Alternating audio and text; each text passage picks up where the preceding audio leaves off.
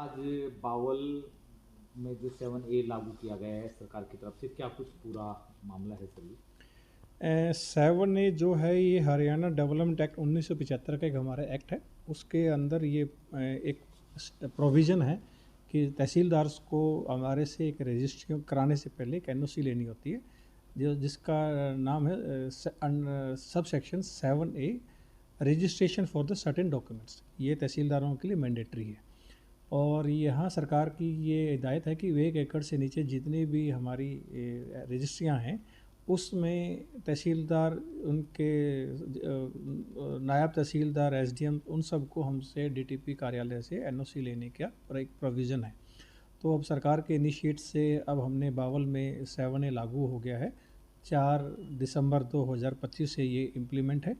और मैं सभी रजिस्ट्रार अथॉरिटी से आग्रह करूँगा कि आज हमारे पास इसकी नोटिफिकेशन की कॉपी यानी कि 8 दिसंबर 2025 को रिसीव हुई है। हमारे डिपार्टमेंट के पोर्टल पे उसको अपलोड कर दिया गया है, department town and country planning के पोर्टल पे। और आज हमने सभी डीसीज को, एसडीएम्स को, तहसीलदार्स को, जो बावल तहसील से संबंधित रखते हैं अधिकारी, सभी को हमने एक लेटर के फॉर्म में सबको आगाह कर दिया गया, अवगत करा दिया गया है कि 7A लागू होने के उपरांत वहाँ पर कोई भी किसी तरह की रजिस्ट्री बगैर एनओसी डीटीपी कार्यालय से उसमें ना किए जाए। आने वाले दिनों में अब किस तरीके का प्रभाव इसका नज़र आने वाला है, क्योंकि अब तक जिस तरीके से जो चल रहा था, आने वाले दिनों में किस तरीके से सहायक साबित होगा ये? इसमें सबसे बड़ा रोल डीसी साहब का है। डीसी साहब ने इसको बड़े विगोरसली बड़ा फॉलो अप किया है मेरे डिपार्टमेंट के साथ, हमारे डिपार्टमेंट के साथ। और उनकी रिकमेंडेशन भी इसमें काफ़ी ज़ोर शोर से सरकार के पास गई थी। उन्होंने उच्च अधिकारियों से भी बात की थी।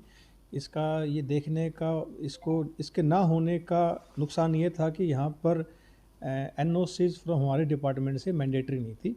और जब भी हम कोई भी कॉलोनीज़ को आइडेंटिफाई करते थे तो उसके लिए तहसीलदार बाउंड नहीं थे।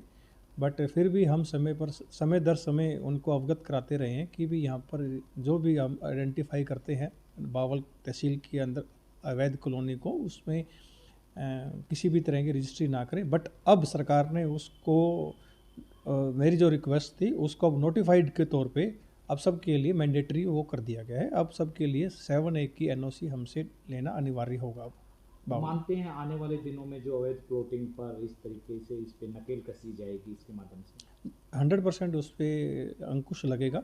इस पे कमी अवैध कॉलोनी की जो पहले जिस तरीके से, क्योंकि 7A ना होने से जो जिस तरीके से लोग अवैध कॉलोनियों की तरफ जो डीलरों का जो रुझान था, अब थोड़ा सा 100% वो कम होगा।